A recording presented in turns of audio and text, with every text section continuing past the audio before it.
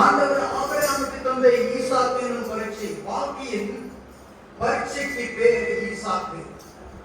ஒவ்வொருத்தருக்கும் ஆண்டவர் வச்சிருக்கிற பரீட்சைக்கு பேர் என்னது? ஈசாக்கு. ஒரு அல்லியா சொல்லுங்க பார்க்கலாம். ஈசாக்கு என்னும் வாழ்க்கை பரீட்சை. ஒரு அல்லியா சொல்லுங்க. வாழ்க்கை என்பது நாம் நினைப்பது போல் எப்பொழுதும் இருக்காது. எத்தனை பேர் அறிந்திருக்கிறீங்க? ஒரு அல்லியா சொல்லுங்க பார்க்கலாம். ஆண்டவர் நம்முடைய வித்துடைய மூலமாக பூமியின் சகல ஜாதிகளை நான் ஆசீர்வதிப்பேன் என்று வாக்குப்படி இருந்தார். வானத்து நட்சத்திரத்தை போல ஒரு ஜனங்களை பெருக்கிறேன் என்று சொல்லியிருந்தார். அப்படிப்பட்டதான இந்த ஆபிரகாமை ஆண்டவர் சோதிக்கும்படியாக விரும்பினார். ஒரு அல்லியா சொல்லுங்க. நமக்கெல்லாம் பரீட்சைனா ரொம்ப கஷ்டம். எத்தனை பேர் பரீட்சைனா ரொம்ப சந்தோஷமா இருக்கிறவங்க? ஒரு அல்லியா சொல்லுங்க. ஒரு சிலருக்கு பரீட்சைனா சந்தோஷம். ஒரு அல்லியா சொல்லுங்க. ஆனால் பள்ளியோடு இருக்கிற பரீட்சை அல்ல, இந்த வாழ்க்கை என்னும் மிகப்பெரிய வகுப்பாயிலே ஆண்டவர் ஒவ்வொருத்தருக்கும் பரீட்சை வச்சிருக்கிறார். பரீட்சையை தான் வச்சிருக்கிறார், ஃபைனல் பரீட்சை வைக்கிறார். நம்ம என்ன பண்ணுவோம்? 6ஆம் கிளாஸ்ல முழு பரீட்சையை அட்டெண்ட் பண்ணிட்டா அடுத்து 7ஆம் கிளாஸ் போயிடுவோம். வாழ்க்கையில் அப்படி முழு பரீட்சையே கிடையாது. வாழ்க்கையில் ஆண்டவர் வைத்திருக்கிற பரீட்சை எல்லாமே பரீட்சையாகத்தான் இருக்கிறது, ஃபைனல் எக்ஸாமே கிடையாது.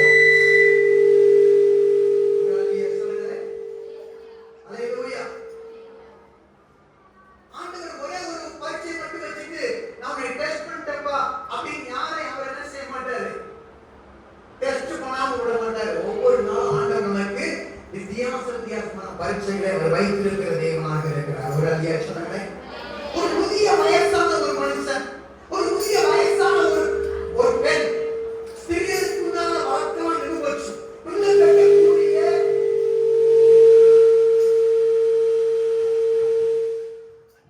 கட்டக்கூடியதான அந்த சூழ்நிலை எல்லாம் போயிருக்கிறது அந்த மகளுக்கு. அந்த சூழ்நிலையில ஆண்டவர் அவருக்கு ஒரு மகனை கொடுக்கிறார். அந்த மகனை நீ என்ன செய்ய? நான் காமிக்கிற போய் அந்த தேசத்திலே ஒரு மலை இருக்கிறது, நான் காமிக்கக்கூடிய மலையில போய் நீ என்ன செய்ய? அவனை கொண்டு அந்த கொண்டு போட்ட பணத்து மேல தீய போட்டு எரிச்சிட்டு வந்துருக்காரு. ஒரு ஒரு 50 வயசு நமக்கு ஒரு பிள்ளை பிறந்தாலே, அது பொங்கல பிறந்தாலே நம்ம என்ன செய்ய மாட்டோம்? அந்த பிள்ளையை விட்டு கொடுக்க மாட்டோம். ஆனா 100 வயசுல ஆண்டவர் அவளுக்கு ஒரு ஆணை கொடுத்து அந்த ஆம்பளை பையனை கொண்டு போய் நீ எனக்காக வெட்டி அது மேல தீய போட்டுட்டு வா அப்படின்னு சொன்னா எப்படி இருக்கு யோசிச்சு பாருங்க. ஆண்டவர் அவனை சோதிக்க விரும்பினார். 110 வயதாக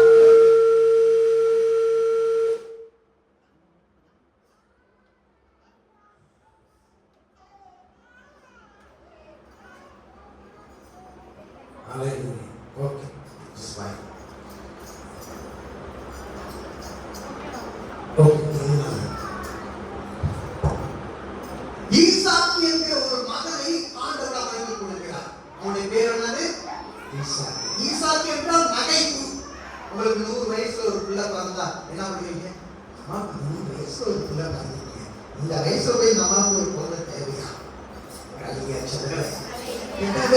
பக்கம் நிறைய பெரிய பணக்காரன் செல்வந்தன், இவனுக்கு நிறைய இருந்துச்சு.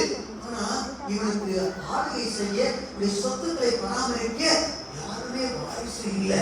அதனால 100 வயசுல ஆண்டவர் அவனுக்கு ஒரு மகனை கொடுத்தாரு. அந்த மகனுக்கு பேரு ஈசாக்கு என்றால் சிரிப்பு, நகைப்பு, கேலி என்று பொருள். லாப்டர் என்று ஆங்கிலத்திலே சொல்லப்பட்டிருக்கிறது. ஒரு அல்லியா சொல்லுங்க. ஆண்டவர் சொன்னாரு, ஓ சொந்த மகனை எடுத்துட்டு போப்பா அப்படின்னு சொன்னாரு. சில நேரத்துல ஆண்டவர் கொடுக்கிற வாக்குத்தத்தம் அடைகிறதுக்கு முன்னாடியே நம்ம தான் குறுக்கு வழியில போயிடுறோம். இது மாதிரி 100 வயசு ஆச்சு பிள்ளை இல்ல, இவன் குறுக்கு வழியில அவன் மனைவியை பேச்ச கேட்டுட்டு வேலைக்காரிமா ஒரு பிள்ளையை பெற்றெடுத்தா அந்த மகன் பேர் இஸ்மவேல். ஆண்டவர் உன் மகனை கொடுப்பா அப்படின்னு சொல்லி இருந்தா இவன் என்ன செஞ்சிருப்பான்? இஸ்மவேலை கொண்டு போய் பலி கொடுத்திருப்பான். ஆனா ஆண்டவர் தெளிவா சொன்னார், நீ நேசிக்கிற ஏகசுதன் உன் சொந்த மகனை கொண்டு போய் நீ பலி கொடுக்க வேண்டும். ஒரு அல்லியா சொன்ன. ஆமா, தேவன் தெளிவாக பேசினார். இது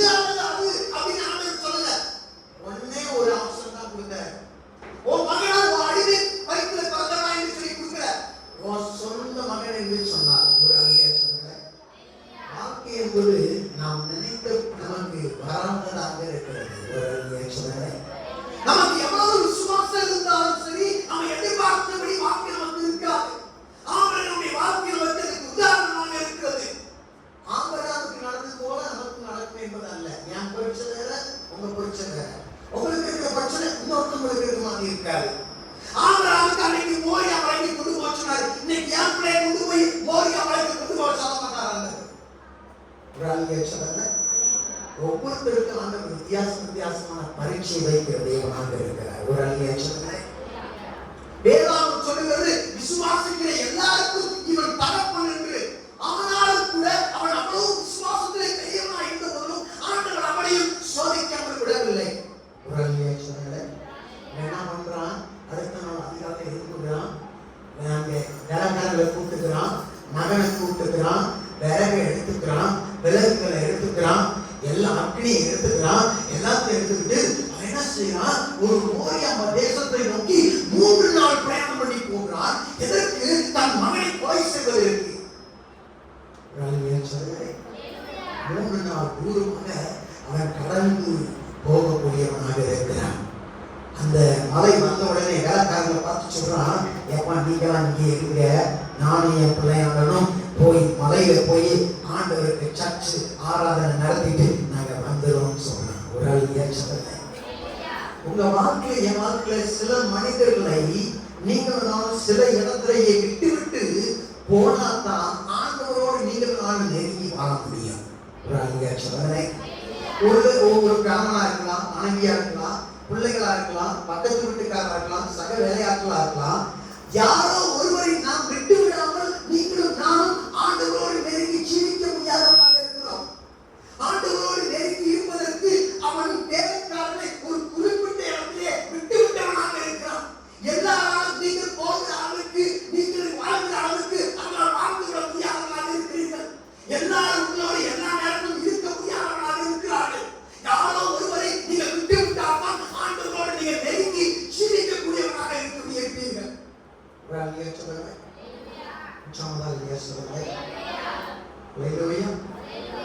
2000 வருஷத்தில் நான் இந்த ஊழியத்தை ஆரம்பிக்கும் போது 11 டீச்சர் என்னுடைய சபையில், ஒரு ஸ்டேஷன் மாஸ்டர், ஒரு ஆர்கனைசர், ஒரு பள்ளியோட்டத்தின் நிறுவனர், இப்படி நிறைய படித்தவர்களாக இருந்தார்கள். அவர்கள் என்னுடைய வயது அப்போ ரொம்ப இளமையாக இருக்கும். நான் தான் அவங்களுக்கு அந்த சர்ச்சிலே சின்ன பையன். அங்கே இருக்கிற எல்லாரும் எனக்கு பயப்படுவார்கள். ஞாயிற்றுக்கிழமை சர்ச்சு முடிஞ்சோடனே சாப்பிட்டுட்டு எல்லாரும் டீச்சரும் கூப்பிட்டு போய் அப்படியே ஒவ்வொரு கிராமமா போய் ஊழியம் செய்வோம். ஞாயிற்றுக்கிழமை எல்லாரும் கூட ஊழியத்துக்கு வந்துடுவாங்க. ஒரு ஸ்டேஷன் மாஸ்டர் வந்தார். குழந்தை மாதிரி என்ன செய்வார்? பாயை நல்லா அப்படியே மண்ணெல்லாம் கூட்டி அப்புறம் ஒரு தலைமையாக வேலை செய்வார். என் கூட மாஸ்டர் எனக்கு ஓவர் டைம் இருக்கு, ஓவர் டைம் நிறைய காசு கிடைக்கும், நான் ஊழியம் செய்யறேன்னு சொல்லி என் கூட எல்லா இடங்களுக்கும் வருவார். எல்லா இடங்களுக்கும் வந்தார். ஆனால் இந்த இடம் வர வரைக்கும் அவர்களால் என்னோடு பிரயாணிக்க முடியாதவர்களாக போய்விட்டது. ஒரு அழியாச்சதை ஆபிரகாம் சொன்னா, வேலைக்காரர்கள் 3 நாள் தூரம் வந்தது போதுமப்பா, மனைவி வரைக்கும் வந்தது போதுமப்பா, இனி நானும் என் பிள்ளையுமாக தகப்பனும் மகனுமாக இடைப்படக்கூடிய இடத்திலே உங்களுக்கு வேலை இல்லை என்று சொல்லி அவர்களை தனியே விட்டுவிட்டு மலைக்கு நேராக மேலே ஏறக்கூடியவர்களாக இருக்கிறார்கள்.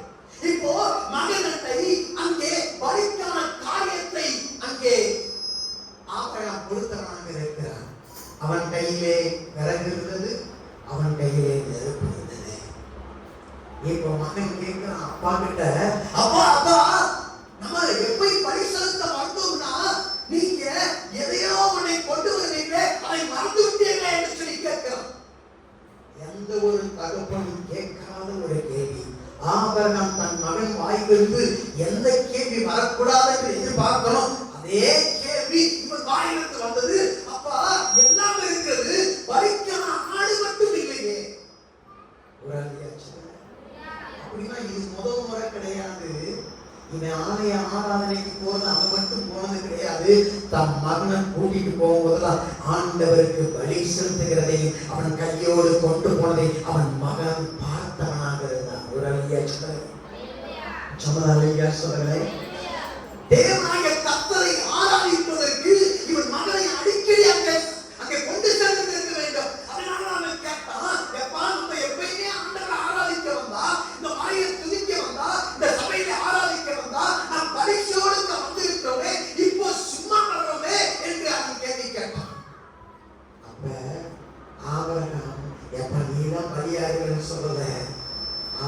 சொன்னா அவனுக்கு பதில் சொல்ல முடியாம இடத்துல வந்தபோது அவன் ஒரே ஒரு காரியத்தை சொன்னான், வழிக்கானதை கர்த்தர் காத்து விடுவார். ஒரு சொல்லுங்க, எப்போதும் மக்கள் உங்ககிட்ட நீங்க பதில் கொடுக்க முடியாதபடி ஒரு கேள்வியை கேட்கிறாங்களோ அப்பொழுதுதான் நீங்கள் கொடுக்க வேண்டிய ஒரு பதில் என்ன தெரியுமா? ஆபிரகாம் சொன்ன அதே பதிலை நீங்களும் நான் கொடுக்க வேண்டியவர்களாக இருக்கிறோம். கர்த்தர் பார்த்து கொள்வார் என்று சொன்னாங்க. சொல்லுங்க, நீங்க சொல்லுங்க. ஆமென். வழிக்கான ஆட்டை கர்த்தர் பார்த்து கொள்வார். சில நேரத்தில் நம்முடைய சில மாதிரி மட்டும் சில கேள்விகளை கேட்பாங்க, நம்மளால பதில் சொல்ல முடியாது. ஆண்டவர் பார்த்துக்குவாரு, ஆண்டவர் பதில் செய்வாரு. ஒரு அழிய சொல்லுங்க. வேற எதையும் நம்ம சொல்லக்கூடாது. கர்த்தர் தருவார். இந்த கேள்வி உங்களுக்கு, இந்த கேள்விக்குரிய பதில் உங்களுக்கு போதுமானதாக இருக்கிறதா? இந்த ஆபிரகாம் சொன்னா கர்த்தர் பார்த்துக் கொள்வார். உங்க வாழ்க்கையில நீங்க பதில் சொல்ல முடியாத இடத்துல ஒருவர் கேள்வி கேட்கும் போது கர்த்தர் பார்த்துக் கொள்வார் என்கிற அந்த வார்த்தை உங்களுக்கு போதுமானதாக இருந்தால் நிச்சயமாகவே அதுவே உங்கள் பதிலாக இருக்க வேண்டியதாக இருக்கிறது. ஒரு அழியா சொல்லுங்க. உங்கள் மோரியாவை நீங்கள் சந்திக்கும் போது கர்த்தர் பார்த்துக் கொள்வார் என்கிறது உங்கள் பதிலாக வர வேண்டியதாக இருக்கிறது. ஒரு அழியா சொல்லுங்க. அவர்கள் இருவரும் மலையின் உச்சியை நோக்கி போனார்கள். ஆபிரகாம் பலிபீடத்தை கட்டி எழுப்பி கற்களை பொறுக்கி பலிபீடத்தை உண்டாக்கினான். பலிபீடத்தின் மேல் விறகுகளை வைத்தான். ஆபிரகாம் ஈசாக்கை கைகளால் கட்டினான். ஈசாக்கு 18 வயதானவன் என்று வைத்துக் கொள்வோம்.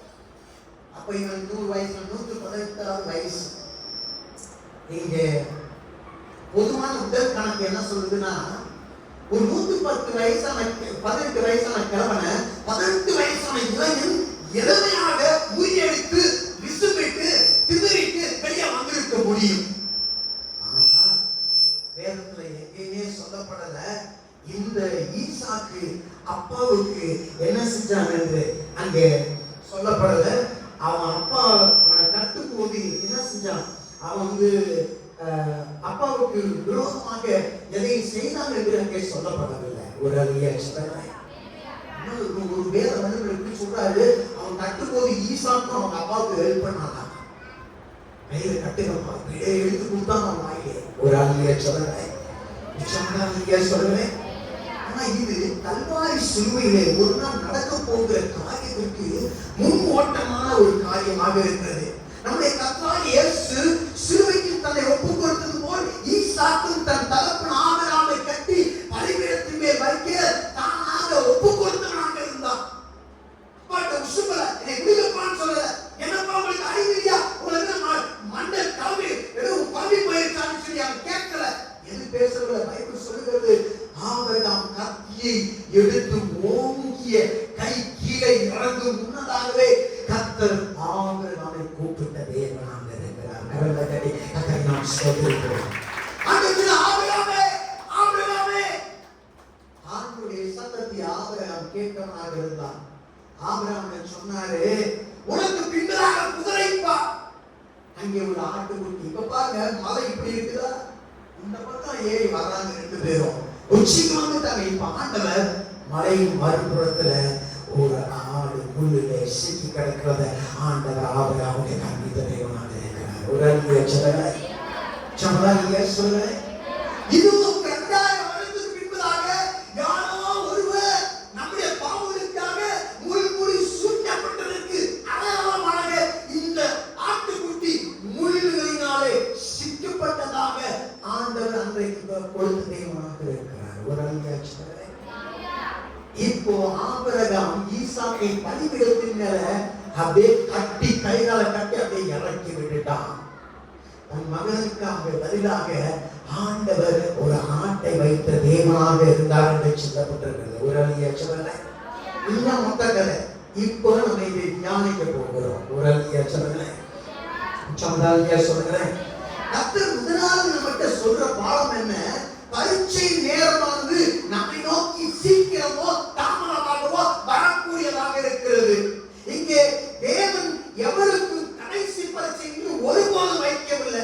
இங்க இருக்கிற எல்லாரையும் யார் என்னை போல யோசிக்கிறீங்கன்னு தெரியாது. எனக்கு பரீட்சைனா பிடிக்காது, ஆனா உங்களுக்கு கூட பிடிக்காம இருக்கலாம். ஆனா பிடிக்காத பிடிச்சிருந்தாலும் பரீட்சைகளுக்கு வராமல் இருக்காது. ஒரு அல்லேலூயா சொல்லுங்க. நம்ம எழுதுகிற எல்லா தேர்வுகளிலும் நம்மால் தேர்ச்சி பெற முடியாதவர்களாக இருக்கிறோம். நம்மளால எல்லா பரீட்சைக்கும் நம்மளால பாஸ் பண்ண முடியாதுங்க.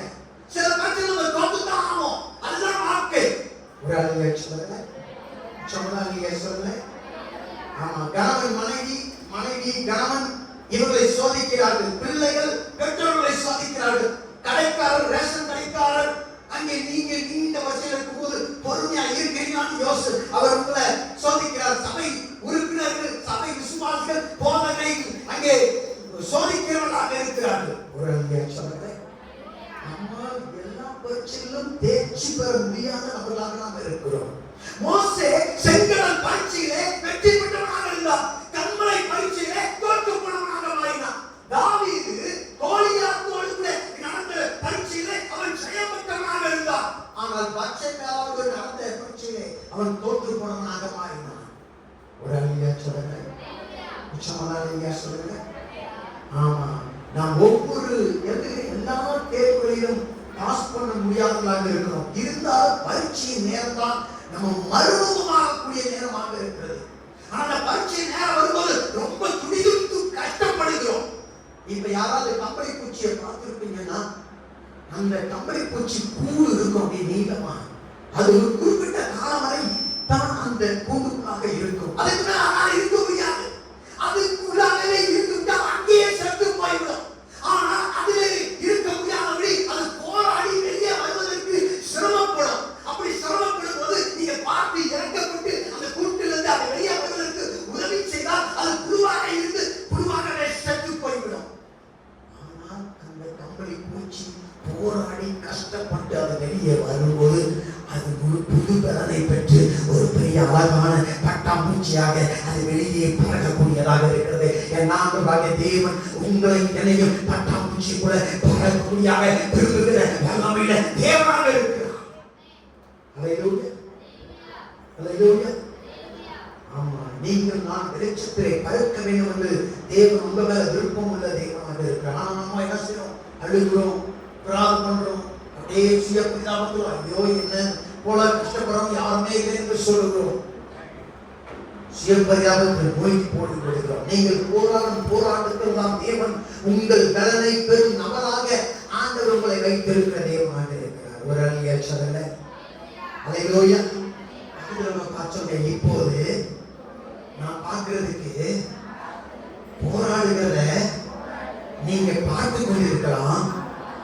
ஆனால் நான் சீக்கிரமாக பறக்க போகிறேன்.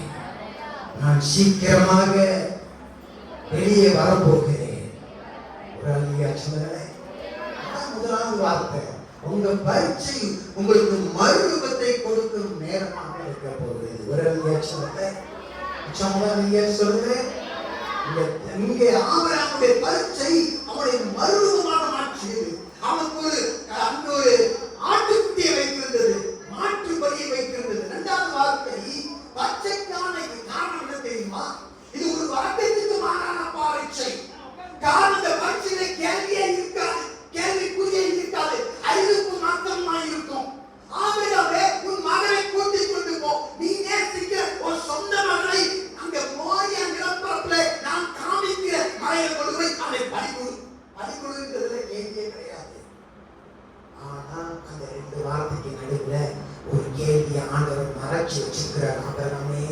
ஆபிரகாமே, நீ என்னை நேசிக்கிறியா இல்ல என்னை விட உன் மகனை நேசிக்கிறியான்னு ஆண்டவர் கேள்வியை உள்ளாக வைத்த தேவனாக இருக்கிறார். கரங்களை தட்டி நான் கட்டளை ஸ்தோத்திரிக்கிறேன். அல்லேலூயா. அவனை அடித்து அங்கே வெட்டி நெருப்பு போட்டு எரித்து எனக்கு பலித்தாய் என்பதுதான் அதன் அர்த்தம். நெருப்பு இருந்தது, விறகு இருந்தது, ஆடு மாத்திரம் இல்லை, பலிக்கோடு எனக்கு அவனை கேள்வியை இந்த வாக்கியத்திலே நம்ம பார்க்க முடியாது. ஆபிரகாமே, எந்த அளவுக்கு என்னை நேசிக்கிறப்பா, உன் மகனை விட என்னை நேசிக்கிறியா அல்லது உன் மகனை நேசிக்கிறியா? உன் ஈசாக்கை கொன்று போட்டு சாக கொடுக்கும் அளவிற்கு நீ என்னை அதிகமாய் நேசிக்கிறியா அப்படின்னு ஆண்டவர் கேட்டார். ஒரு அல்லேலூயா. அல்லேலூயா. இப்ப ஆபிரகாம் தனக்கு தரப்பட்ட பரிசாகிய ஈசாக்கை நேசிக்கிறானா இல்லது பரிசாக அங்க அந்த தேவனை நேசிக்கிறானா என்று தேவன் அறிய விரும்பினார். ஒரு அழியா சொல்ல இன்னைக்கு உங்களுக்கு ஈசாக்கு எதுவாக இருக்கிறது? உங்களுடைய ஈசாக்கு என்பது உங்களுக்கு எதுவாக இருக்கிறது? ஆண்டவர் நமக்கு ஈசாக்க பெருசா வச்சிருக்கிறத டெஸ்டா வச்சிருக்காரு. உங்களுக்கு முக்கியம் என்று வைத்திருக்கிறது எதை வைத்து ஆண்டவர் பரிசோதிக்க விரும்புகிறார்? உங்களுக்கும் தேவனுக்கு நடுவில் எது முந்திக்கிட்டு போட்டி போட்டு நிற்குது? நான் தான் ஃபர்ஸ்ட், அதுக்கு பிறகுதான் ஆண்டவர் நெக்ஸ்ட்னு எது ஆண்டவரோடு போட்டி போட்டுக் கொண்டிருக்கிற காரியம் உங்கள் வாழ்க்கையில எதுவாக இருக்கிறது? ஒரு ஐயா சொல்லுங்க, எது உங்கள் வாழ்க்கைக்குரிய அர்த்தம் என்று நீங்க நினைக்கிற காரியம் தேவனை காட்டணும். நீங்க எதுக்கு அதிக முக்கியத்துவம் கொடுக்குறீங்க? எது உங்க வாழ்க்கை ஈசாக்காக இருக்கிறது? ஒரு ஐயா சொல்லுங்க. கேட்டா ஆபிரகாமை கேட்டா, ஆபிரகாமே நீ என்னை நேசிக்கிறாயா? உன் மகனை நேசிக்கிறாயா என்று கேட்டா, அப்படி நேசிச்சா உன் மகனை எனக்கு தந்து கொண்டு போட்டு. இன்னைக்கு ஆண்டவர் உங்ககிட்ட ஏன் கேட்கிறா? அதே காரியம் தான். நீ பிடித்து இருக்கிறதை விட்டு விட்டால் நான் உனக்குரியதை தந்து விடுவேன் என்கிற தேவனாக இருக்கிறார். ஒரு சொன்னேன், நம்ம ஒன்றை பெற வேண்டுமானால் நாம் கைகளில் இப்பொழுது பிடித்து இருக்கிறதை விட்டுவிட வேண்டிய நபர்களாக இருக்கிறோம். தேவன் நம் கைகளிலே அவருடையதை வைக்க விரும்புகிறார். ஆனா நம்ம ஏற்கனவே ஏதோ காரியங்களை வைத்து நம்முடைய கைகளை அங்கே முத்திரை போட்டு மூடினவர்களாக இருக்கிறோம். அதனால ஆண்டவர் நமக்குரியதை நம்முடைய வாழ்க்கையில் கொடுக்க முடியாதவராக இருக்கிறார். விசுவாசம் உள்ளவன் தன் கைகளிலே இருக்கிறதை போகும்படியாக விட்டுவிடக்கூடிய மனிதனாக இருக்கிறான். ஒரு அழியா சொல்ல, நீங்க பிடித்துக் கொண்டிருக்கிற காரியத்தை விட்டுவிடக்கூடிய மனதுள்ள நபராக இருக்கிறீர்களா? உங்க வாழ்க்கையில தேவனை விட பெருசாக நினைக்கிறது நீங்க ஆண்டவருக்காக விட்டுவிடக்கூடிய ஒரு நபராக இருப்பீங்களா? ஆண்டவர் உங்களுக்குரியதை அவர் உங்கள் கையில வைப்பதற்கு இப்பொழுதே ஆயத்தம் உள்ள தேவனாக இருக்கிறார். ஒரு கர்த்தர் உங்களோட பேசும் காரியம் என்ன? இன்றே அவைகள் நம்முடைய வாழ்க்கை விட்டு வெளியே போக முடியாத விட்டு விடுவோம்.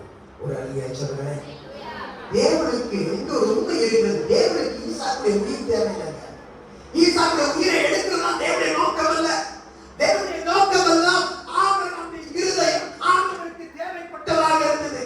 ஆபிரகாமுடைய இருதயம் தனக்கு வேண்டும் என்பதனாலே ஆண்டவர் என்ன பண்ணாருன்னா, ஈசாக்கை நீ பலி கொடுக்கையாப்பான்னு சொல்லி கேட்டாரு. ஒரு அழியா சொல்றேன், ஆண்டவருடைய நோக்கம் உங்க வாழ்க்கையில் ஏதோ கொடுக்கணுன்றதுல நோக்கம்.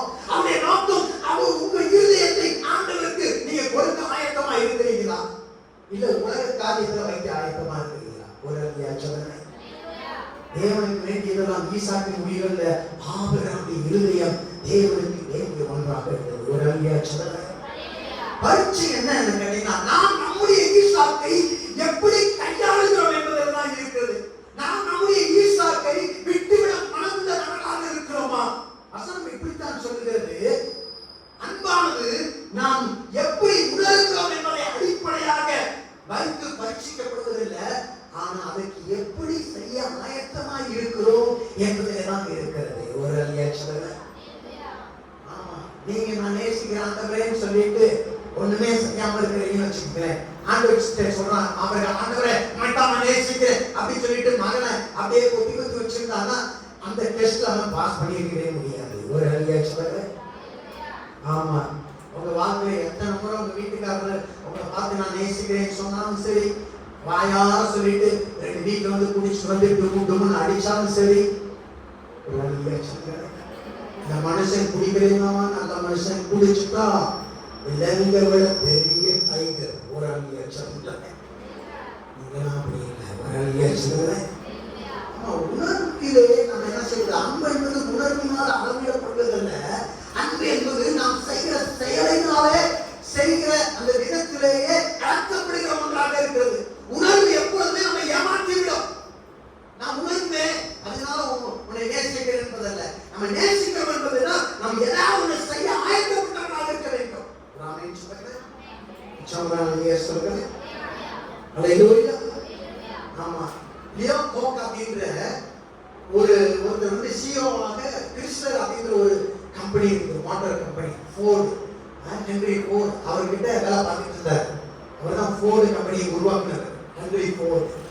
அப்ப ஒரு நாள் திடீர்னு அவரை கூப்பிட்டாரு. அந்த அந்த லியோன்றவர் என்ன பண்றாரு, தந்தரையில இருந்த அந்த அந்த கம்பெனியை நல்லா டெவலப் பண்ணி நேர கொண்டு வந்தார், கடுமையான வளர்ச்சி கொண்டு வந்தார். திடீர்னு இந்த ஹென்றி ஃபோர்ட் கூப்பிட்டார், லியோ போக் இங்க வாங்க அப்படின்னு சொல்லிட்டு கூப்பிட்டாரு. உடனே ஐயா என்ன உதவி வேணும், என்ன செய்யணும் நீங்க அப்படின்னு. ஒரு வேலையும் இல்ல, நீங்க வீட்டுக்கு போகணும், உங்களை இந்த நாளுக்கு டிஸ்மிஸ் பண்றேன் அப்படின்னாங்க. ஐயா ஏதாவது தப்பு எதுவும் பண்ணிட்டேனா அப்படின்னு கேட்டாராம். இல்ல இல்ல, உன்னை நான் டிஸ்மிஸ் பண்ணணும் என் மனசுல தோணுச்சு, எனக்கு உணர்வு வந்துச்சு, அதனால நீ டிஸ்மிஸ் அப்படின்னு சொன்னாராம்.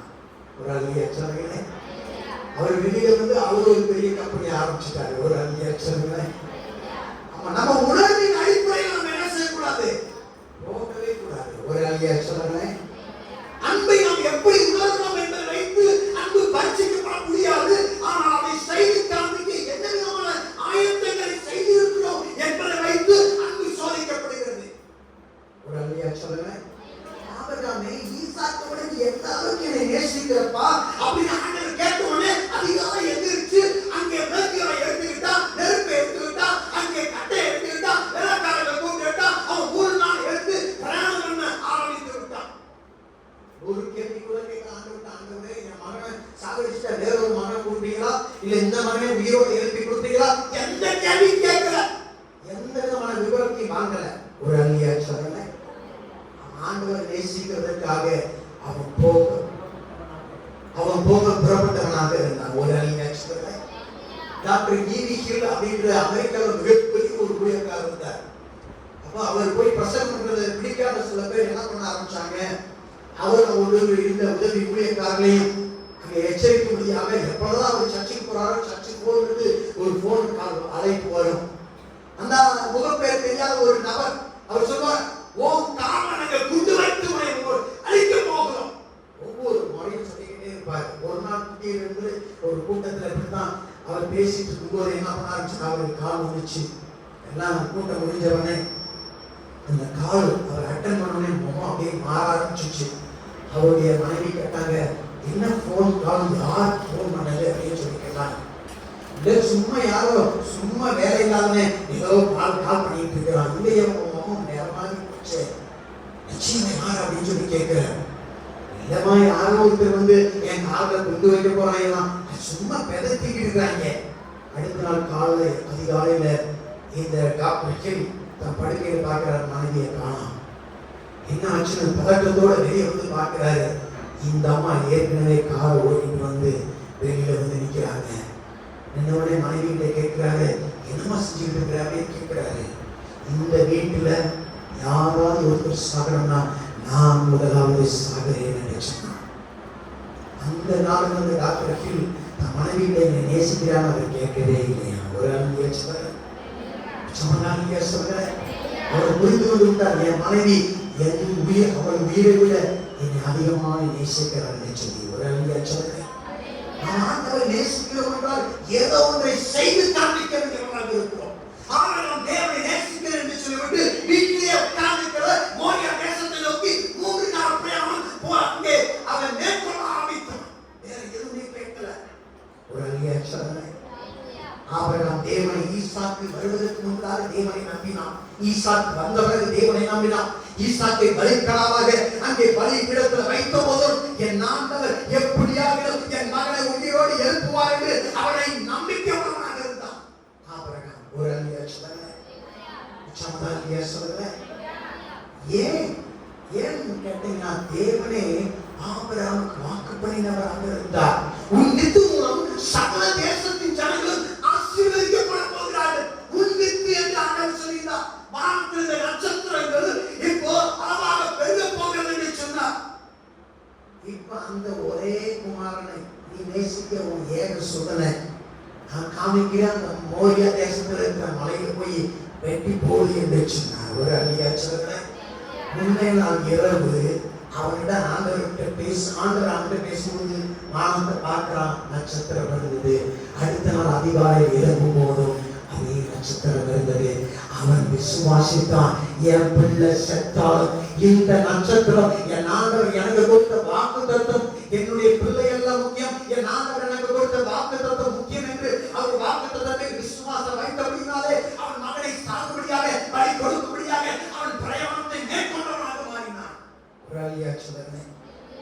தேவ கற்பனை நாம் அறிந்திருந்தாலும், தேவ வார்த்தைக்கு எது இடையூறாக வந்தாலும் அதற்கு கீழ்ப்படிவதுதான் நம்முடைய வாக்கிலே மேலானதாக இருக்கிறது. ஒரு அழியா சொல்லுங்களேன்.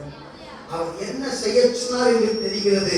அதே நேரத்தில் எனக்கு என்ன சத்தியம் பண்ணி இருக்கிறான் என்பதையும் நான் அறிந்திருக்கிறேன் என்று பிரயாணத்தை இழைத்து சென்ற நபராக இருக்கிறார். ஒரு அழியா சொல்லுங்களேன். ஈசாக்கை குறித்து தேவன் இப்போது என்ன செய்ய சொல்லியிருந்தாலும் பரவாயில்ல, அவனை வெட்டி போட சொல்லியிருந்தாலும் பரவாயில்ல, அதே ஈசாக்கை குறித்து தேவன் நான் செய்வேன் என்பதை அவருடைய வாக்குத்தத்தத்தை அறிந்திருந்தபடினாலே அவன் அதற்கு செய்ய கீழ்ப்படிந்தவனாக மாறினான். ஒரு அழியா சொல்றேன். அவன் எனக்கு பண்ணின வாக்குத்தத்தத்தை மையமாக வைத்து இப்போது அவருடைய வார்த்தைக்கு நான் கீழ்ப்படிய போகிறேன் என்று சொன்னான். ஆபிரகாமாக மாறினான். அவன் சொன்னான், என் மகனை சாகடித்தால் அவனை திரும்ப உயிரோடு எழுப்புவார் என்று நம்பின ஆபிரகாமாக மாறினான். ஒரு அழியா சொல்றேன். அல்லேலூயா. தேவன் இருக்கக்கூடிய இடம் வரைக்கும் ஆபிரகாம் தன் மகனை அழைத்து சென்றவனாக மாறினான். அந்த மோரியாவை மலை உச்சி வரை கடந்து சென்றவனாக மாறினான். அல்லேலூயா. அல்லேலூயா. இப்போ பலிபீடத்தின் மேல ஈசாக்கை கடத்திட்டான். அவன் இடுப்புல இருக்கக்கூடிய கத்தியை உருவி அவன் என்ன செய்கிறான்? ஓங்கி அவன் கீழே இறக்குவதற்கு முன்பதாகவே ஆண்டவருடைய சத்தத்தை கேட்கிற ஆபிரகாமாக மாறினான். ஒரு அழியை சொல்லுகிறேன். உயிரை எடுப்பதற்கு அந்த கத்தியை ஓங்குகிறான். ஆபிரகாம் இப்படி செய்ய எப்படி அவனுக்கு மனது வந்தது? ஒருவேளை நீங்க நினைக்கலாம். ஆனா ஆபிரகாம் அந்த மலையின் உச்சிக்கு செல்லும் முன்பதாகவே ஈசாக்கை தன் இருதயத்திலே ஏற்கனவே சாகடித்து விட்ட ஆபிரகாமாக இருக்கிறான். ஒரு அழியை சொல்லுகிறேன். தன் மகனை ஏற்கனவே சாகடித்தபடினாலே அவன் மேல் கத்தியை போடுவதற்கு அவனுக்கு எந்த பயம் இல்லாதவனாக மாறினான். ஒரு அழியை சொல்லுகிறேன். தேவன் சொல்லுகிற ஆபிரகாம் தன் மகனை கட்டி பலிபீடத்தை மேல் கடத்தினான். ஒரு அழியை சொல்லுகிறேன். நீங்க எதை எதை கட்டி உங்க பலிபீடத்தின் மேல் வைக்க வேண்டியவர்களாக இருக்கிறீர்கள். உங்களுக்கு ஏதோ தேவன் கட்டமைக்கிற தேவனாக இருக்கிறார். அல்லேலூயா. ஆபிரகாம் தேவ சத்தத்தை கேட்டான். ஆபிரகாமே, அங்கே உள்ள ஆட்டுக்குட்டி உள்ளுக்குள்ளாக சிக்கி இருக்கிறது. மலையின் மறுபுறத்திலே அங்கே தேவன் ஏற்கனவே ஆட்டை ஆயத்தப்படுத்தி வைத்திருந்த தேவனாக இருக்கிறார். ஒரு அழியை சொல்லுகிறேன். ஆமா, மலையின் மறுபக்கத்துல இவனுக்கு பதிலாக ஒரு ஆடு காத்திருந்தது. தேவனுக்குரிய எதையுமே உங்களால் கட்டி வைக்க முடியாத நபர்களாக நீங்கள் இருக்கிறீர்கள். ஒரு அழியை சொல்லுங்க. அப்படி கட்டி வைத்தால் உங்களுக்குரியதை தேவன் கட்டலுக்கான தேவனாக இருப்பார். தேவனுக்குரியதை நாம் கட்டக்கூடாது.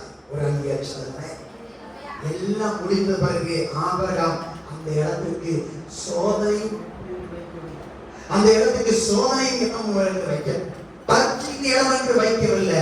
அந்த இடத்துக்கு யெகோவா ஈரே என்று பெயர் வைத்தது. ஒரு அழியை சொல்லுங்க. ஆபிரகாம் அந்த இடத்துக்கு யெகோவா ஈரே என்றால் கர்த்தர் பலிக்கான ஆட்டை தருகிறவர், கர்த்தர் எனக்குரியதை தருகிறவர், கர்த்தர் என் பலிக்கான காரியத்தை அவர் சந்திக்கிறவர். ஒரு அழியை சொல்லுங்க. Jehovah means God will provide. எனக்குரியதை அவர் தருகிறவர் என்று பெயர் வைத்தான். ஒரு அழியா சொல்லுங்க. கர்த்தருடைய பர்வதத்தில் எல்லாம் பார்த்துக் கொள்ளப்படும். கர்த்தர் ஆட்டை தருவார் என்று வைத்தான். ஒரு அழியா சொல்லுங்க. தேவன் தரும் இடம் என்று அந்த இடத்தை அழைத்தவர் ஒரு மனுஷனாக மாறினார். ஆபிரகாம் பரீட்சையில் தன் கண்களை வைக்கவில்லை. மாறாக தன் தேவைக்காக தந்த அந்த தேவன் மேல அங்கே கண்களை பதித்தவனாக இருந்தார். பிரச்சனை மேல கண்ணை வைக்கல, பிரச்சனைக்கு மேலாக இருக்கக்கூடிய ஆண்டவர் மேல தன் கண்களை பதிய வைத்தவனாக இருக்கிறான். ஒரு அழியை சொல்லுங்க. நீங்க இப்பொழுது போய் கொண்டிருக்கிற உங்க சூழ்நிலை மேல உங்க கண்களை வைக்க வேண்டியதில்லை. உங்க கண்களை ஆண்டவர்கள் நீங்கள் பதிக்க வேண்டியவர்களாக இருக்கிறீர்கள். ஒரு அழியை சொல்லுங்க. உங்களுக்குரியதை தரப்புகிற தேவன் மேல் உங்கள் கண்களை நீங்கள் வைக்க வேண்டியவர்களாக இருக்கிறீர்கள். ஒரு அழியை சொல்லுங்க. நாம் ஆராதிக்கும் தேவனானவர் நமக்குரியதை தருகிற தேவனாக இருக்கிறார். பக்கத்துல இருக்கவங்க பார்த்து சொல்லுங்க, நீங்க ஆராதிக்கிற தேவன் நீங்க எந்த சூழ்நிலை போயிட்டு இருந்தாலும் உங்களுக்குரியதை தருகிற தேவனாக இருக்கிறார். இப்ப அடுத்த பக்கத்துல இருக்க திரும்பி சொல்லுங்க, மறுபக்கத்துல இருக்க பார்த்து சொல்லுங்க, நீங்க போகிற சூழ்நிலை எனக்கு எதுவும் தெரியாது. ஆனா அது வெறும் பரீட்சை மட்டும்தான், அது டெஸ்ட் மட்டும்தான். டெஸ்டுக்கு பிறகு டெஸ்ட் மணி வரப்போகிறது. ஒரு அழிய சொல்லல, டெஸ்ட் இல்லாம டெஸ்ட் மணியே கிடையாது. ஒரு அழிய சொல்லல, சோதனை இல்லாமல் அங்கே சாதனையே கிடையாது. ஒரு அழிய சொல்லல, சோதனை இல்லாம அங்கே சாட்சியே வராது. ஒரு அழிய சொல்லல, எப்படிப்பட்ட கடினமான காரியமாக எதுவாக இருந்தாலும், எதற்கு நீங்கள் போய் கொண்டிருந்தாலும் தேவன் உங்களுக்குரிய பதிலை தருகிறவராக இருக்கிறார். ஒரு அழிய சொல்லல, உங்க பரீட்சை உங்களுக்கு கடினமா தெரியலாம், அவர் எனக்குரியதை தரக்கூடிய தெய்வமாக இருக்கிறார். ஒரு அழிய சொல்லல, இந்த சம்பவம் கல்வாரியிலே நடக்க போகிற காட்சிக்கு முன்னோட்டமான ஒரு சம்பவமாக இருக்கிறது. கல்வாரியிலே நடக்க போகிற காரியத்துக்கு நிரலாட்டமான ஒரு காரியமாக இருக்கிறது. கல்வாரி சிறுகிலே வர இருக்கிற காரியத்தில் முன்வத்தியை நாடகமாக இருக்கிறது. இங்க 2000 வருடத்துக்கு பிறகு ஒரு ஈசாக்கை விட பெரியவர் இங்கே உலகத்திற்குள் வருகிறார். அவர் கல்வாரி சிலுவைக்கு வருகிறார். பலி கொடுக்கப்படும் கொண்டலாமலை உச்சிக்கு அவரே தனக்குரிய சிலுவை மரத்தை தன்னே தூக்கி சுமந்து கொண்டு போனவராக இருக்கிறார். ஈசாக்கை போலவே தன் தலைமையில முள்மொழி சுற்றினவராக இருந்தார். ஆனா கடைசி நேரத்தில் வானத்திலிருந்து பரலத்திலிருந்து எந்த விதமான சத்தமோ, எந்த விதமான பதிலோ, எந்த விதமான பலியாலோ அங்கே கொடுக்கப்படவில்லை. ஆனால் அவரே உங்களுக்காக எனக்காக சிலுவையிலே பலிக்கடலாக அங்கே ஆணிகளால் கடாவப்பட்டு ரத்தத்தை சிந்தி உயிரை விட்ட தேவனாக இருக்கிறார். கல்வாரி சிலுவையின் மேலே, சிலுவை மரத்தின் மேலே அவரே மரித்த தேவனாக இருக்கிறார். அவர் மரித்தார் என்பதற்கு எத்தனை பேர் அடையாளமாக இருக்கிறீர்கள்? அவர் உண்மையிலேயே மரித்தாரா? அவர் உண்மையிலேயே மரித்தாரா? இல்ல மயக்கத்தோடு இருந்தாரா? அது சுய நினைவில்லாமல் இருந்தாரா? அவர் உண்மையிலேயே மரித்தார். இயேசு மரித்தார் என்று அந்த நாளிலே சூரியன் சாட்சி இருளடைந்து சாட்சி சொன்னது. அதே நாளிலே சந்திரன் இரத்தமாக மாறி சாட்சி சொன்னது. அதே நாளிலே ரோம போர்ச்சேவன் சொன்னான், இவர் மெய்யாகவே தேவனுடைய குமாரன் தான் என்று சொன்னார். எல்லாரும் சாட்சி சொன்னார்கள், இயேசு மரித்து விட்டார் என்பதற்கு ரோம அரசாங்கமே சாட்சியாக இருக்கிறது. ஒரு அழிய சொல்லுங்க, பக்கத்தில் இருக்கும் பார்த்து சொல்லுங்க, இயேசு மரித்தார் என்று சொல்லுங்க, இயேசு உண்மையிலேயே மரித்தார் என்று சொல்லுங்க. ஆனால் ஞாயிற்றுக்கிழமை அதிகாலை வந்த போதோ, அதிகாலையில ஆபிரகாம் எப்படி அந்த மோரியாவை நோக்கி போனானோ, அதே போல ஞாயிற்றுக்கிழமை அதிகாலை வந்த போதோ, ஞாயிற்றுக்கிழமை அதிகாலையிலே ஆண்டவராக இயேசு உயிரோடு மரணத்தோடு ஜெயித்த தேவனாக இருக்கிறார். கண்ணங்களை தட்டி கத்தறினான், ஸ்தோத்திரிக்க வேண்டியவனாக இருக்கிறார். ஞாயிற்றுக்கிழமை அதிகாலையிலே அவர் உயிரோடு எழுந்த தேவனாக இருக்கிறார். ஒரு அவர் எழுந்து விட்ட தேவனாக இருக்கிறார். அவர் உயிர் பிறந்த தேவனாக இருக்கிறார். அவர் மரணத்துக்குள்ளாக அவர் ஜீவிக்கிற தேவனாக இருக்கிறார். அவர் எல்லாருக்கும் தன்னை வெளிப்படுத்தின தேவனாக இருக்கிறார். இயேசு உயிர் பிறந்தார் என்பதை எத்தனை பேர் விசுவாசிக்கிறீர்கள்? அல்லேலூயா. மத்தேயு சொன்னான், இயேசு உயிரோடு எழுந்து விட்டார். மார்க்கு சொன்னான், இயேசு உயிரோடு எழுந்து விட்டார் என்று. லூக்கா சொன்னான், இயேசு உயிரோடு எழுந்து விட்டார் என்று. யோவான் சொன்னான், இயேசு உயிரோடு எழுந்து விட்டார் என்று. அங்கே பவுல் சொன்னான், இயேசு உயிரோடு எழுந்து விட்டார் என்று. பேதுரு சொன்னான், இயேசு உயிரோடு எழுந்து விட்டார் என்று. யாக்கோபு சொன்னான், இயேசு உயிரோடு எழுந்து விட்டார் என்று. யூதா சொன்னான், இயேசு உயிரோடு எழுந்து விட்டார் என்று. அந்த இயேசு உயிரோடு எழுந்து விட்டார் என்று சொன்னவர்களே, என்னுடைய பெயரை நான் அந்த பட்டியலை இணைத்துக் கொள்ள விரும்புகிறேன். எத்தனை பேர் உங்கள் பெயரை இயேசு உயிரோடு எழுந்து விட்டார் என்கிற சொல்லுகிறவர்கள் பட்டியலை சேர்த்துக் கொள்ள விரும்புகிறீர்கள்? கரங்களை தட்டி கத்தாலே நாம் ஸ்தோத்திரிக்க வேண்டியவர்களாக இருக்கிறோம். அல்லேலூயா, அல்லேலூயா. யார் உங்களுடைய பெயரை இயேசு உயிர்த்தெழுந்து விட்டார் என்று சொன்னவருடைய பட்டியலே உங்கள் பெயரை இணைக்க வேண்டும் என்று விரும்புகிறீர்கள்? எத்தனை பேர் வாழ்க்கையிலே இயேசு உயிர்த்தெழுந்த தேவனாக இருக்கிறார்? அவர் ஜீவிக்கிற தேவனாக இருக்கிறார். அவர் சொன்னார், நான் மரித்தேன் ஆனால் சதா காலத்தில் உயிரோடு கூட இருக்கிறேன் என்று சொன்னார். ஒரு அழிய சொல்ல அவர் உயிர்த்தெழுந்த தேவனாக இருக்கிறார். அவர் ஜீவிக்கிற தேவனாக இருக்கிறார். அவர் சாக அவர் உங்க காணிக்கை எடுத்துக் கொள்ளவில்லை. உங்ககிட்ட ஆட்டை கேட்கல, மாட்டை கேட்கல, கோழியை கேட்கல. அவரே உங்களுக்கு எனக்கான பாவத்துக்கான பலியை அவர் கொடுத்து விட்ட தேவனாக இருக்கிறார். அவரே பலியான ஆடாக இருந்தார். அவரே மரித்தவர் உயிரோடு எழுந்த தேவனாக இருக்கிறார். உயிர் தெழுந்த தேவனாக இருக்கிறார். இன்றைக்கும் ஜீவிக்கிறவராக இருக்கிறார். எத்தனை பேர் வாழ்க்கையில் ஆண்டவர் இயேசு உயிரோடு இருக்கிறார். அவரே ஈசாக்கை விட பெரியவராக உங்கள் பாவத்துக்காக என் பாவத்துக்காக சிலுவை மரத்திலே அவர் ஜீவனை விட்டவர் மாத்திரமல்ல உயிரோடு எழுந்த தேவனாக உங்களுடைய பரீட்சை ஈசாக்கு என்கிற வழியிலே உங்கள் வாழ்க்கையில ஆண்டவரை வைக்க விரும்புகிறவர் மாத்திரமல்ல அவரே ஈசாக்காக இருக்கிறார். நமக்காக ஒரு உங்க வாழ்க்கையில வரக்கூடிய பரீட்சை என்பது உங்களை அங்கே எதுவும் செய்ய முடியாதபடி முடக்குவதற்காக அல்ல, உங்களுக்கு புதிய பலனை கொடுப்பதற்காகவே ஆண்டவர் அந்த பரீட்சை வைக்கிற தேவனாக இருக்கிறார். நீங்க எந்த சூழ்நிலை போயிட்டு இருந்தாலும் பரவாயில்ல, என் ஆண்டவர் மேல உங்க கண்களை வைத்து பாருங்க, அந்த சூழல் எல்லாம் மாறிவிடும். ஒரு ஈசாக்கை அவன் கொலை செய்யாமல் திரும்பி வந்தான். அவன் தேவனை ஆராதித்து விட்டு திரும்பி வந்தான். இப்ப ஆண்டவர் சொன்னாரு, நான் விசுவாசிக்கிறேன், நான் நம்புறேன்ப்பா, நான் இப்பொழுது நான் அறிந்திருக்கிறேன் நீ என் மேல விசுவாசம் வைத்திருக்கிறாய் என்று, என்னை நீ நேசிக்கிறாய் என்று, ஓ மகனை விட என்னை நேசிக்காததை நான் அறிந்திருக்கிறேன் என்று சொன்னார். ஒரு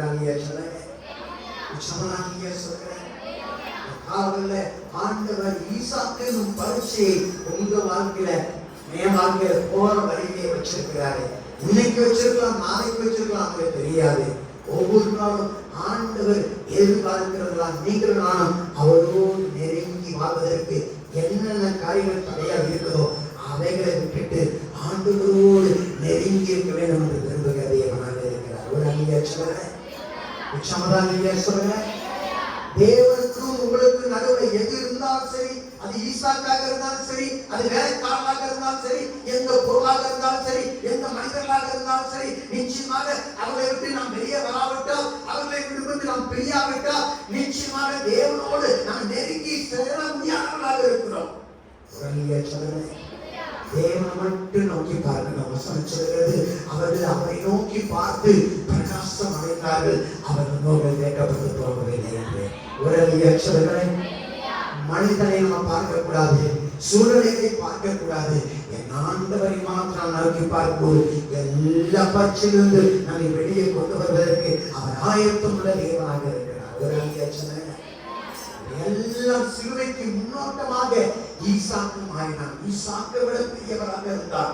அவர் சிலுவையை அழிக்கும் போது அவர் வாய்ந்தவராக இருந்தார். அழிக்கப்படும்படியாக கொண்டு போகக்கூடிய ஆட்டுக்குட்டியை போல இருந்தார். அங்கே ஞானஸ்தானம் எடுத்த போது அவர் சொல்ல, இதோ உலகத்தின் பாவத்தை சுமந்திருக்கிற தேவ ஆட்டுக்குட்டி என்று அங்கே யோவான் ஸ்நானகன் அங்கே சாட்சி கொடுக்கக்கூடியவனாக இருந்தார். அந்த பலியான ஆட்டுக்கடமாய் இருந்த ஆண்டவராகிய இயேசு கிறிஸ்து உங்களுக்காக எனக்காக மரிக்கவில்லைன்னா நீங்களும் பாவத்திலே மரித்து நரகத்துக்கு தான் போக வேண்டியிருக்கும். ஆனால் நரகத்துக்கு போய் கொண்டிருந்த நம்மை அவருடைய ரத்தத்தினாலே மீட்டு அவருடைய பரலோகத்துக்கு கொண்டு போகும்படியாக அவர் நம்மையே நேசித்தபடினாலே நமக்காக அவர் சிலுவையை தூக்கி சுமந்த தேவனாக இருக்கிறார். ஒரு அந்நிய சொன்ன நான் திரும்பி வருவேன், உன்னை அழைத்துக் கொண்டு போவேன், அதனால போய் உனக்கான ஒரு இடத்தை ஆயத்தம் பண்ண போகிறேன். திரும்பி வந்த பிறகு நீங்களும் நான் அங்கே ஆண்டவரோடு நீடித்த நாட்களாக இருக்க போகிறோம். கடந்த நாட்களில் நீங்க கேள்விப்பட்டிருப்பீங்க, செய்தித்தாளில் ஒரு விமானம் நொறுங்கி எத்தனையோ பேர் இறந்து போய்விட்டார்கள். தேவனுடைய பிள்ளைகளை நீங்களும் நானும் வாழ்க்கிற வாழ்க்கை தற்காலிகமானது. நான் ஏற்கனவே உங்களுக்கு சாட்சி சொன்னேன், போன மாசத்துல மட்டும் 17 ஃபிளைட்ல நான் டிராவல் பண்ணியிருக்கேன்.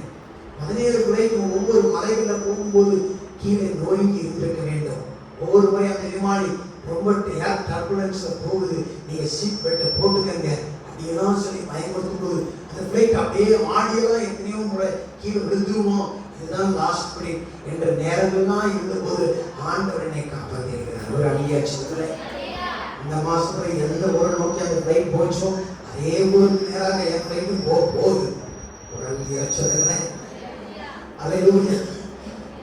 ஆனா நான் சாவுக்கு பயப்படவில்லை. ஒரு அடியாட்சியத்துல ஏன்னா ஆண்டவர் உங்களுக்குள்ள இருந்தா நீங்க சாவுக்கு பயப்பட வேண்டிய அவசியமே இல்லை. ஒரு அல்லியா சொல்லுங்க, சொந்த சொல்லுங்க.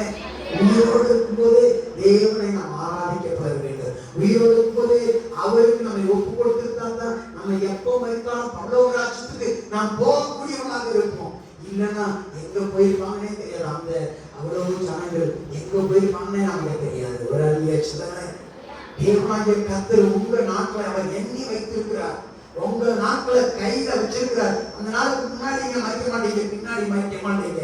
ஆண்டவர் உங்களுக்கு நீங்க எதெல்லாம் செய்ய நினைக்கிறாரோ அதை நீங்கள் செய்து முடித்தவர்களாக இருப்பீங்க. அங்க ஆபிரகாம் நினைச்சு பார்த்திருக்க மாட்டான், என் மகன் திரும்பி வருவானா வரமாட்டா நினைச்சு கூட பார்த்திருக்க மாட்டான். ஆனா ஆண்டவருடைய வார்த்தைக்கு கீழ்ப்படுகிறது. அவன் சூழ்நிலையை விட மேலானதாக தெரிந்தபடினாலே அவன் கத்தி எடுத்து ஓங்கக்கூடியவனாக இருந்தான். ஒரு அழியாட்சியர்களே, நான் நேசிக்கிறேன்னு சொல்லிட்டு அடுத்தாட்டி போய் உங்க மகனை கட்டி அப்படியே கத்தியை தூக்கிறாதீங்க, உங்களுக்கு எந்த சத்தமும் வராது. ஒரு அழியாட்சியர்களே, அல்லேலூயா. அதுதான் நம்மளுக்கு சொன்னேன். ஆண்டவர் ஒவ்வொருத்தருக்கும் பரீட்சை வித்தியாசமாக வைப்பார். உங்க பரீட்சை எனக்கு வராது, என் பரீட்சை உங்களுக்கு வராது. மோசைக்கு வந்தது எனக்கு வராது, அங்க தாவீதுக்கு வந்தது எனக்கு வராது, உங்களுக்கு இருக்கிறது வேற யாருக்கு வராது. ஆனா நீங்க நினைக்கக்கூடாது இந்த பரீட்சை ஏன்னா வருவோம் நினைக்கக்கூடாது. பரீட்சை நீங்க பறக்க முடியாது. பக்கத்துல ஒரு பார்த்து சொல்லுங்க, பரீட்சை இல்லைன்னா பறக்க முடியாது, பாஸ் பண்ண முடியாது, அடுத்த கிட்டத்துக்கு போக முடியாது. ஒரு அழிய சொல்லுங்களேன், உச்சமனாலிய சொல்லுங்களேன். எல்லாரும் இருக்கிற இடத்துல அப்படியே எழுந்துட்டு கொள்வோம். ஆண்டவருடைய காவலில உங்களுக்குரிய ஒரு காரியத்தை வைத்திருக்கிறார். ஈசாக்கு என்னும் பரீட்சை ஆபிரகாமுக்கு வந்தது போல உங்கள் ஈசாக்கு எதுவாக இருந்தாலும் ஆண்டவருக்கு நடுவில் ஈசாக்கா